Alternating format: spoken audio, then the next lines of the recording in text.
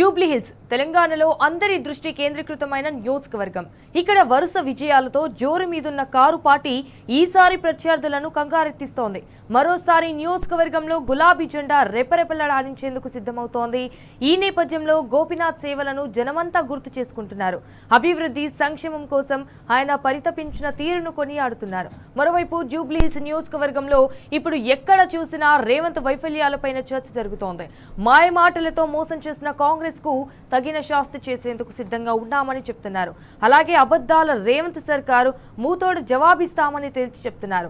గులాబీ జెండాను ఎగరేసి జూబ్లీహిల్స్ గడ్డ బీఆర్ఎస్ అడ్డా అని చాటి చెప్పేందుకు సై అంటున్నారు.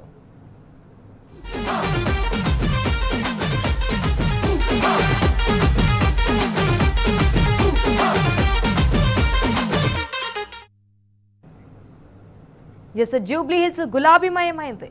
సైన్యమంతా ఇక్కడే మోహరించింది. ఈ ఉప ఎన్నికను ప్రతిష్టాత్మకంగా తీసుకున్న బీఆర్ఎస్ ప్రచార పర్వంలో సర్వశక్తులు ఒడ్డుతోంది. నియోజకవర్గంలో పరిధిలోని ప్రతి ఓటరును కలవడం లక్ష్యంగా ప్రచార వ్యూహాన్ని అమలు చేస్తోంది. ఇంటింటి ప్రచారంతో హోరెత్తిస్తోంది. పార్టీకి చెందిన మాజీ మంత్రులు, ఎమ్మెల్యేలు, ఎమ్మెల్సీలు, ఇతర ముఖ్య నేతలు సుమారు 60 మంది క్షేత్రస్థాయి ప్రచారంలో పాల్గొంటున్నారు.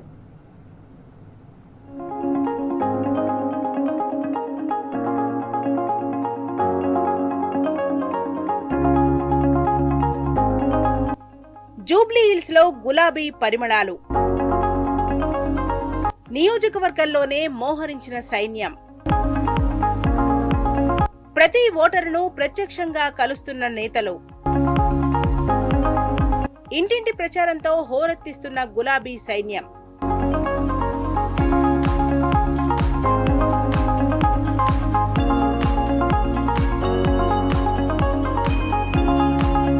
జూబ్లీహిల్స్ నియోజకవర్గ గ్రేటర్ పరిధిలోని 6 డివిజన్లలో పూర్తిగా, మరో 3 డివిజన్లలో పాక్షికంగా విస్తరించి ఉంది.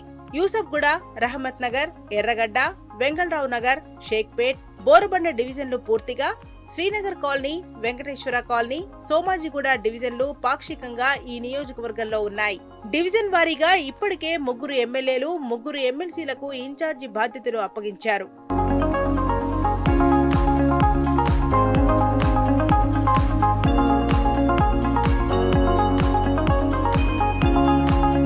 ఇన్ఛార్జీలంతా స్థానిక నాయకులు, కార్యకర్తలను సమన్వయం చేసుకుంటూ ప్రచారాన్ని పర్యవేక్షిస్తున్నారు.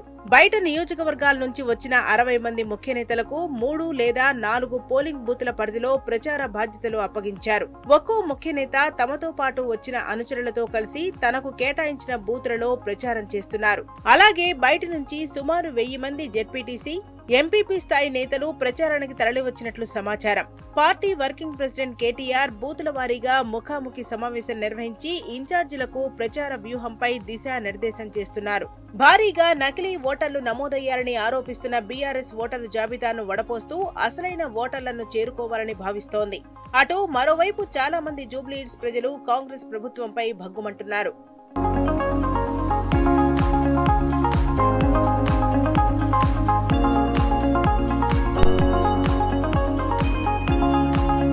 ఇలా బీఆర్ఎస్ కు కంచుకోటైన జూబ్లీహిల్స్ నియోజకవర్గంలో గులాబీ శ్రేణులు ఉప ఎన్నిక ప్రచారాన్ని పరుగులు పెట్టిస్తున్నారు. ఒకవైపు మాగంటి గోపీనాథ్ కుటుంబం, మరోవైపు పార్టీ నేతలు, కార్యకర్తలు ప్రజలతో మమేకమై కాంగ్రెస్ వైఫల్యాలను ప్రజలకు కళ్లకు కట్టినట్టు వివరిస్తున్నారు. ప్రత్యర్థి పార్టీలు నిర్వహించిన సర్వేల్లోనూ ఓటర్లు బీఆర్ఎస్ పార్టీకే పట్టం కడుతున్నారు. గోపన్న చేసిన మంచి పనులను స్మరించుకుంటూ ఆయన సతీమణి వెంట వేలాదిగా కదులుతున్నారు. దశాబ్ద కాలంగా వరుస విజయాలతో గులాబీ పార్టీ తిరుగులేకుండా నియోజకవర్గంలో దూసుకుపోతోంది. ఈసారి కూడా విజయం గులాబీదేనని చెబుతున్నారు.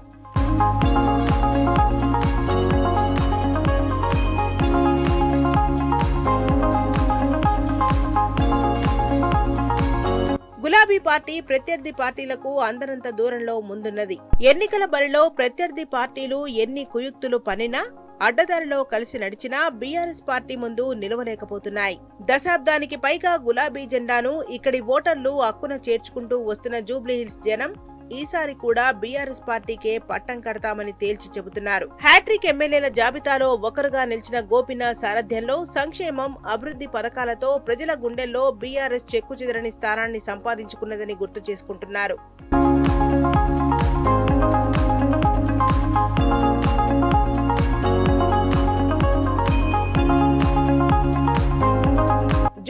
జూబ్లీహిల్స్ లో ఎన్నిక ఏదైనా బీఆర్ఎస్ కు ఉన్న ఓటు బ్యాంకు ఏమాత్రం చెక్కుచేరడం లేదని గడిచిన 10 ఏళ్ల కాలంలో వచ్చిన ఎన్నికలే రుజువు చేస్తున్నాయి. గులాబీ కండువాతో మాగంటి గోపీనాథ్ నియోజకవర్గంలో ప్రత్యర్థి పార్టీల ఉనికి లేకుండా చేశారన్నది రాజకీయ నేతలే బహిరంగంగా చెబుతున్నారు. ఆయనపై ఎవరెన్ని కుట్రలు తిరుగుబావుట ఎగురవేసినా దాదాపు అన్ని డివిజన్లలో తిరుగులేని శక్తిగా అవతరించిన బీఆర్ఎస్ బలమైన క్యాడర్తో ఉప ఎన్నికల్లోనూ తమ సత్తా చాటేందుకు పకడ్బందీ వ్యూహరచన చేస్తోంది.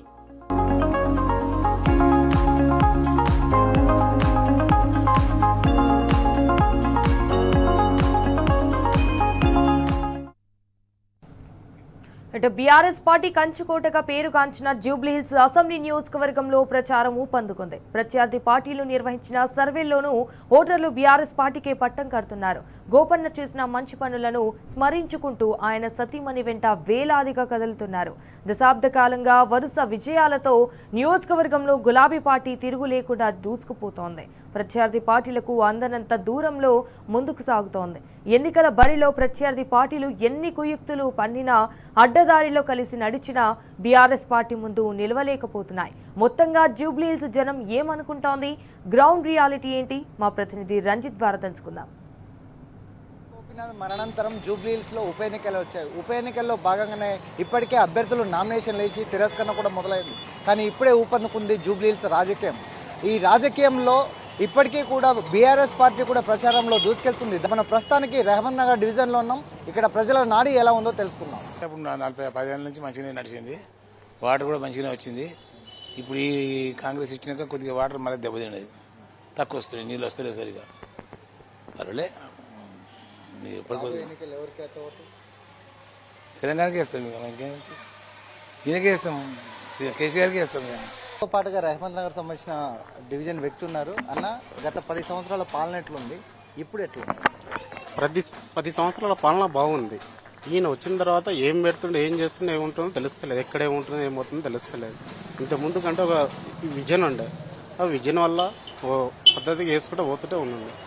ఇప్పుడు ఎవరు చేస్తున్నారు వాళ్ళకే, మంత్రులకు వాళ్ళకే సరిగా లేదు. ఆయన ఏం చేస్తుండో, ఏం మాట్లాడుతుండో ఆయనకే అర్థమవుతలేదు. ఇప్పుడు రాబోయే ఉప ఎన్నికలలో గోపీనాథ్ గారు చనిపోయారు కాబట్టి ఉప ఎన్నిక వచ్చింది. ఈ ఎన్నికల్లో మీ ఓటు ఎవరికి? కారు గుర్తుకే వేస్తాం. కేసీఆర్ రావు ఇచ్చిండు, 2000 ఇచ్చిండు కేసీఆర్ రావు. రవీంద్ర రెడ్డి 4000 ఇస్తున్నానే అన్ని పెంచిండు, ఇంటికి రా పెంచిండు, అన్ని పెంచిండ్రు. మాకు ఏమి లేదు, ఒకటి చేతిలో ఇస్తేనే ఉన్నాం మేము. అక్కడ కూడా రెహమత్ నగర్ డివిజన్ లో ఉన్న వాళ్ళు ఉన్నారు.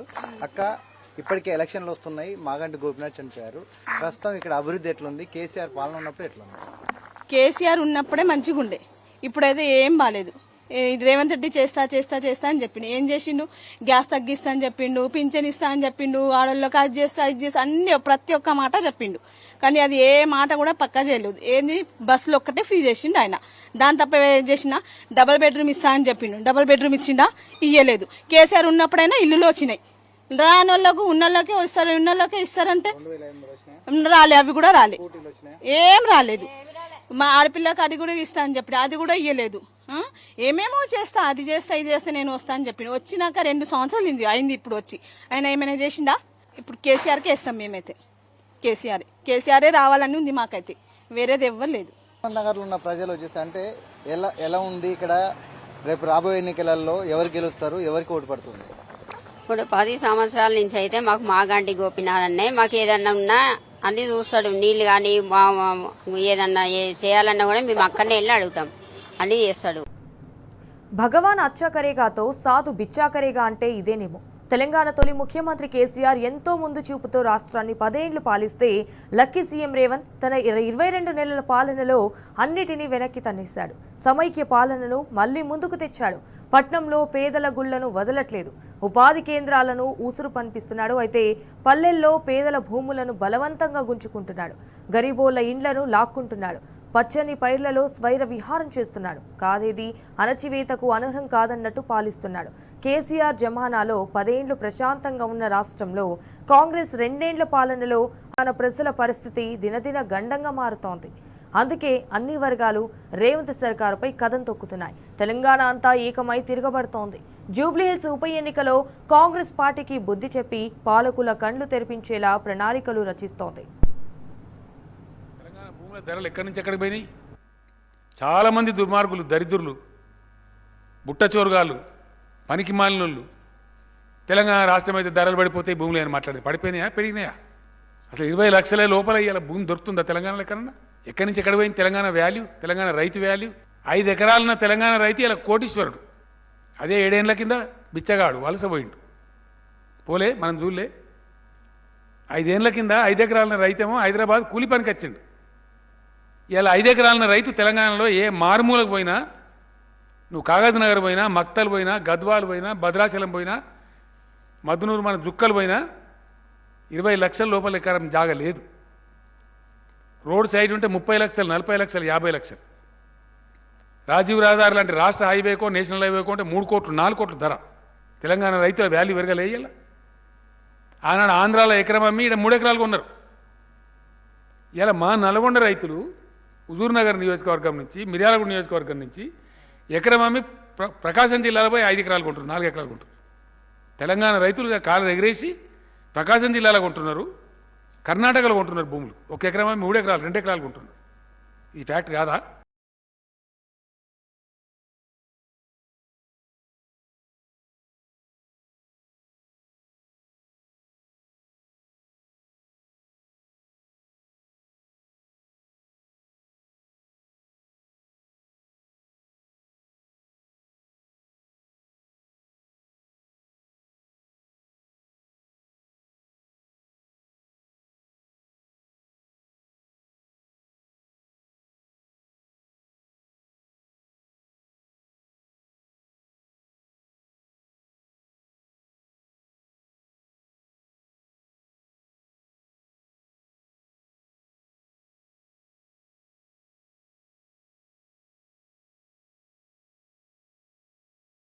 పాఠం చెప్పేందుకు ప్రజలు జూబ్లీహిల్స్ ఉప ఎన్నిక కోసం ఎదురు చూస్తున్నారు. 10 ఏళ్ల కేసీఆర్ పాలనలో ఎన్నడూ చూడని కష్టాలను మళ్లీ కళ్లకు కట్టినట్టు చూపిస్తున్న కాంగ్రెస్ కర్కశ పాలకులకు బుద్ధి చెప్పేందుకు సిద్ధమవుతున్నారు.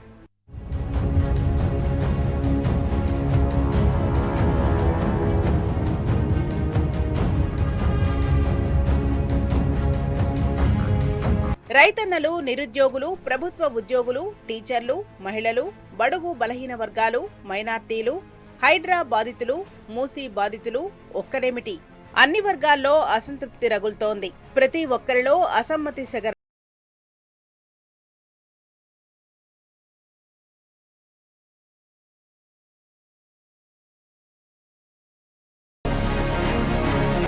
అది ఎన్నికల ముందు ఎన్నికల కోడ్ వచ్చిన కారణంగా ఆగిపోయినటువంటి నియామక పత్రాలు మాత్రమే ఇచ్చారు. ఒక నోటిఫికేషన్ ఇచ్చారా, ఒక ఎగ్జామ్ పెట్టిరా? మీరు నోటిఫికేషన్ అవుతారు, ఎగ్జామ్ పెట్టకపోతే 60,000 ఉద్యోగాలు ఇచ్చినని ఊకదంపుడు ఉపన్యాసాలు ఇస్తే చివరికి డిప్యూటీ సర్వేయర్లకు కేవలం ట్రైనింగ్ ఇచ్చిన బ్యాచ్ కూడా ముఖ్యమంత్రి పత్రాలు వదిలిపెట్టకుండా పత్రాలు ఇచ్చిండు. ఈయన దిక్కుమాలిన ముఖ్యమంత్రి, పత్రాల సీఎం తప్ప ఈయన పరిపాలించే ముఖ్యమంత్రి కాదు. వాళ్ళ ఒక్క నోటిఫికేషన్ అధికారికి ఇవ్వని ఒక దరిద్రమైన government Congress government. Congress government పైన నిరుద్యోగులలో రోజు తీవ్రమైన అసహనం పెరుగుతూ ఉంది. అసహనం ఖచ్చితంగా రేపు స్థానిక సంస్థ ఎన్నికల్లో, జూబ్లీస్ ఎన్నికల్లో ఖచ్చితంగా కనబడుతుంది. మా సత్తా ఏంటో ఖచ్చితంగా చూపిస్తాం. అసలు రేవంత్ రెడ్డి నమ్మించి మోసం చేయనోళ్లు ఎవరన్నా ఉన్నారా తెలంగాణలో? అందుకే తెలంగాణలో అగ్గి మండుతోంది. ఇప్పుడు సబ్బండ వర్ణాలు ఒక్కటై నమ్మించి మోసం చేసిన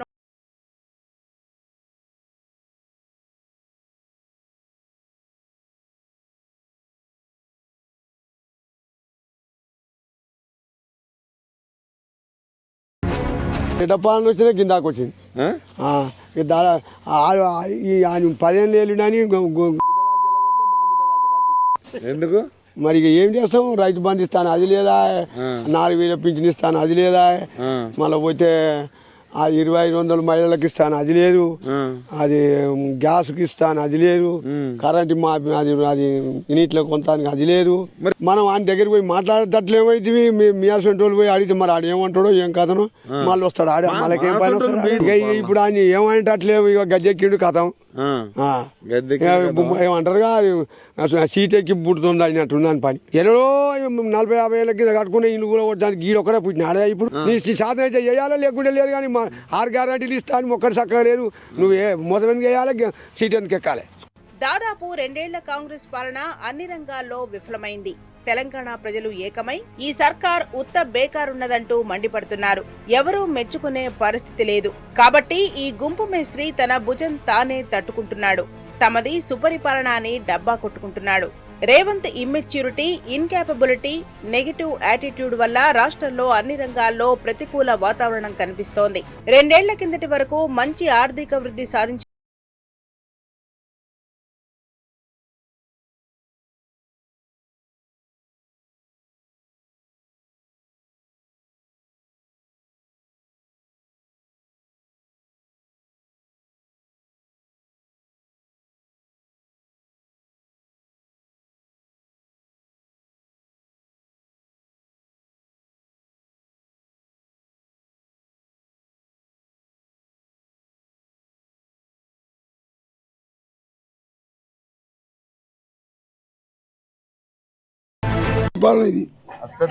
పరిపాలన పింఛన్ ఇచ్చిన పింఛన్ ఇవ్వలేదు. బస్ పాస్ ఉదాగా పెట్టిండు అందరు లేడీస్ తీసి పెట్టి కోట్ల అప్పు చేస్తున్నాడు. ముసలి పింఛన్ ఇవ్వాలి, పింఛన్ లేదు, బస్ పాస్ లేదు, ఆయన చేసే ఉద్దారకం ఏమీ లేదు. ఇన్ని కూరగొట్టము, మంచి ఇళ్ళను కూరగొట్టము, ముసలేడు, హాస్పిటల్ సక్కలేవు, ఏ పరిస్థితి సక్కలేదు. ఆయన రాజ్యాంగం. నేను 2 సార్లు పింఛన్ అప్లై చేస్తే ఇంత లేదు, గతి లేదు. మొత్తం కోటీశ్వరాలని కోటీశ్వరాలు బొంద తీసి బొందలు పెడతాడు. కోటీశ్వరాలు బొంద తీసి బొందలు పెడతాడు. అందరు మార్పు రావాలి. మార్పు ఏం మార్పు అని చేసిన మంచి పనులు చూసి మార్పు వస్తుంది. ఏం మంచి పని చేసి చెప్పు. కేసీఆర్ ఉన్నప్పుడు ఒకటి చెట్లు కట్టిండు, ప్రాజెక్టులు కట్టిండు, కాలేజీలు కట్టిండు, హాస్టల్ సన్న బియ్యం పెట్టి పిల్లలు దాదిండు, అన్ని చేసిండు.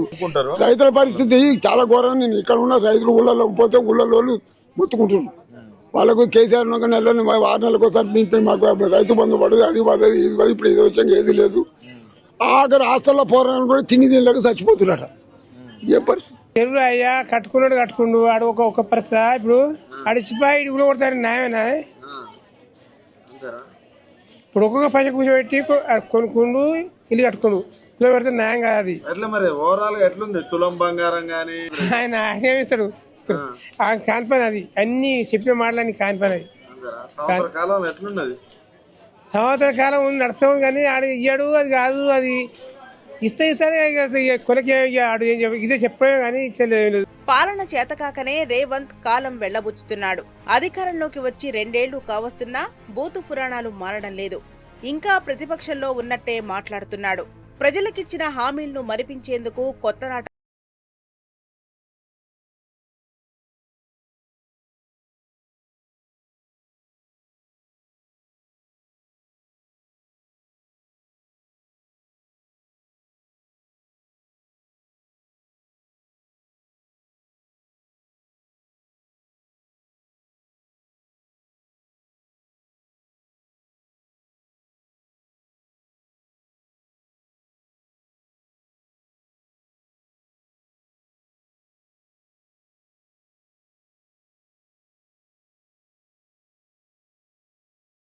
రాష్ట్రంలో కేవలం ఒకవైపు హెడ్లైన్ మేనేజ్మెంట్, మరొక వైపు డెడ్ లైన్లను దాటవేస్తూ ఒక అసమర్థుడి జీవనయాత్ర లాగా రేవంత్ రెడ్డి ప్రభుత్వం యొక్క పరిపాలన కొనసాగుతా ఉంది. 100 రోజుల్లో అన్నీ చేస్తాం, 100 రోజుల్లో ప్రజల జీవితాలే మార్చేస్తాం, 6 గ్యారెంటీలు అని సన్నాయి నొక్కులు నొక్కి మొదటి సంవత్సరంలోనే 2 లక్షల ఉద్యోగాలు అని యువతను ఊరించి, 2 లక్షల రుణమాఫీ అని చెప్పి రైతులను మభ్యపెట్టి, నెలకు 2500 రూపాయలు అని చెప్పి మహిళా సోదరీమణులకు 100 రోజుల్లోనే అమలు చేస్తామని మాటిచ్చి ఈ రకంగా రాష్ట్రంలోని ప్రతి వర్గాన్ని మోసం చేసిన ఘనత అత్యంత స్వల్ప సమయంలోనే కాంగ్రెస్ ప్రభుత్వానికి, రేవంత్ రెడ్డి గారికి దక్కుతుంది. ప్రధాన ప్రతిపక్షంగా గౌరవ పెద్దలు తెలంగాణ తొలి ముఖ్యమంత్రి కేసీఆర్ గారి నాయకత్వంలో బీఆర్ఎస్ పార్టీ నాయకులు లేవనెత్తుతున్న ప్రశ్నలకు సమాధానం చెప్పే సత్తా లేక అటెన్షన్ డైవర్షన్ పాలిటిక్స్ లో భాగంగా ఇవాళ ఒక్కొక్కటిగా రేవంత్ రెడ్డి ఆయన తొత్తులు చిల్లర ఎత్తుగడలేస్తూ, చిల్లర మాటలు మాట్లాడుతూ, బజారు మాటలు మాట్లాడుతూ, రాజకీయాలను దిగజార్చి రాజకీయ నాయకులంటేనే ప్రజల్లో ఒక రకమైన అసహ్యం కలిగే విధంగా ఇవాళ చెండాల తాననుకున్న ముఖ్యమంత్రి పీఠం దక్కినా రేవంత్ కు బుద్ధి మాత్రం పెరగలేదు. పనిచేతగాకనే ఈ పనికి మారిన మాట